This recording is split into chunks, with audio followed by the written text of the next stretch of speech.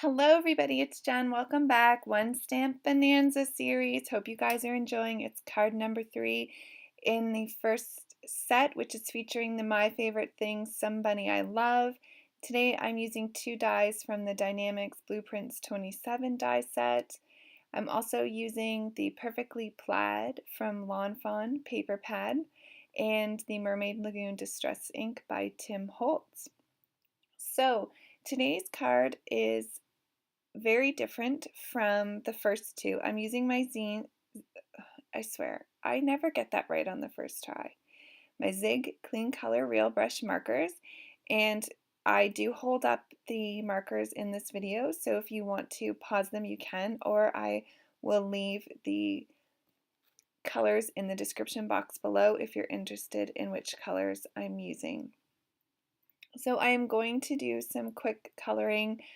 For the comforter, I'm using 3 of the blue markers, a dark marker, a medium, and then a light, and they all blend really nicely together.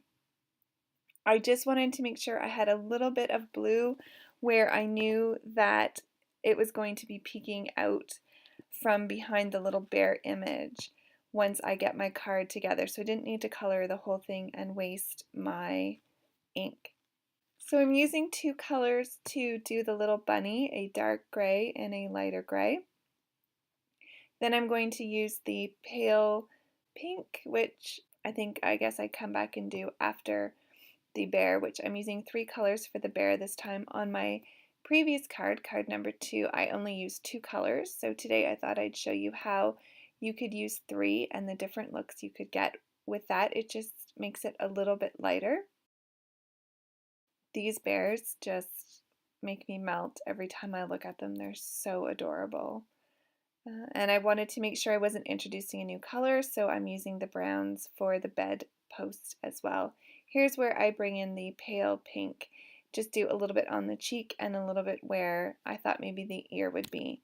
So I'm going to paper piece the bed sheets and the pillowcase for this card, which I thought would be really cute and just gives it a different look. On the previous card I did where I paper pieced everything the same pattern paper to give it a cohesive look, and I'm doing it a bit different today. So I just wanted to make sure I was using my craft knife to cut around the little paw of the bunny before I got too much of the paper down. I'm going to die cut the images using my Sizzix Big Shot. I also die cut my background, which is a piece of Canson XL watercolor paper, and I used the border die from the Blueprints 27 die set that I showed at the beginning of the video.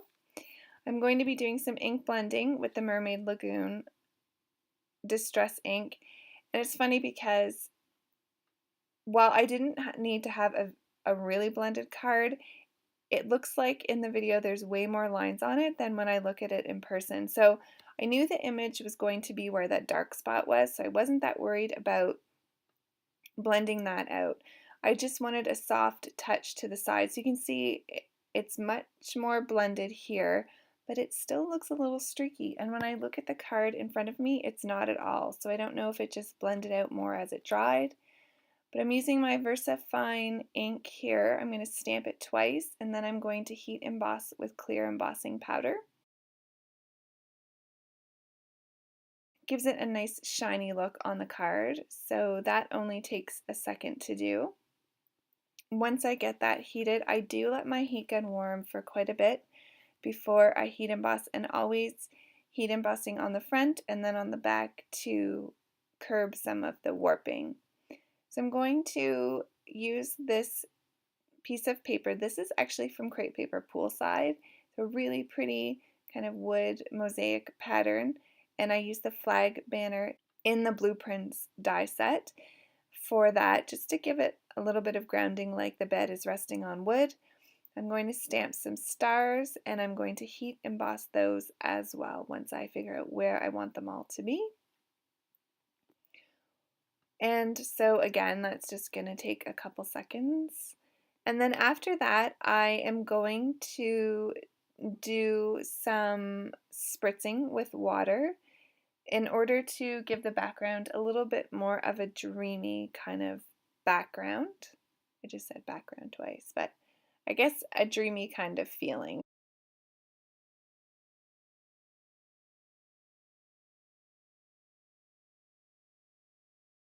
So I'm going to use my Tim Holtz Distress sprayer, and it wasn't doing big splats like I wanted to, so I just sprayed some in my hand to get some of those bigger water droplets, which worked really well. I'm going to use paper towel to pick that up after I let it sit for about 30 seconds.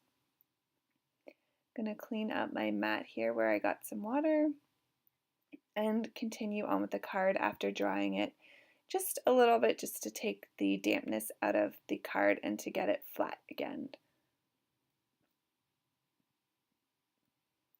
So now I'm just going to adhere that piece of paper so I can get the rest of my images on the card. I'm going to just trim it and try to follow the scallop lines on the edge of the card as much as possible. It's not perfect, but you can't notice it when you look at the card. It just looks like it's scalloped. I'm going to adhere down the little bunny in the bed and get that exactly where I want it to be. Make sure that paw is not glued down at all, because I'm going to be tucking the little bear under the bunny's paw because they are cuddling. So I just needed to trim out a piece of his arm there just to make sure that it would fit snug under the bunny. Just testing it out to make sure I have it right, and I do, so I can go ahead and put some glue, and I'm using Tombow Mono Liquid Adhesive.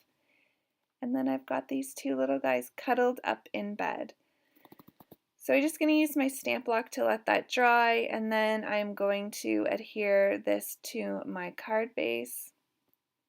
And I want to use a lot of adhesive here because it did warp a little.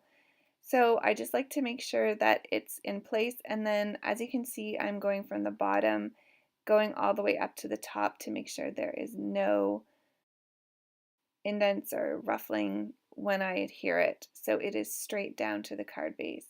And then I'm using the sentiment on the inside, your Somebunny I love, which is so cute. Then I'm going to bring back the Mermaid Lagoon Distress ink once I get a little piece of this paper from the sheets on the inside, and I'm going to stamp a number of the stars in the Mermaid Lagoon ink so that it brings both the stars and the ink color to the inside of the card.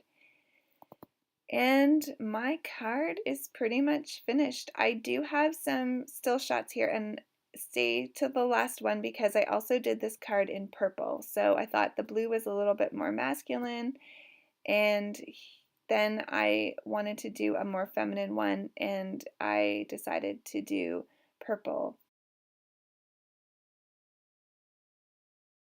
Here's the shot of that now. I hope you guys enjoy. Have a great day and see you soon.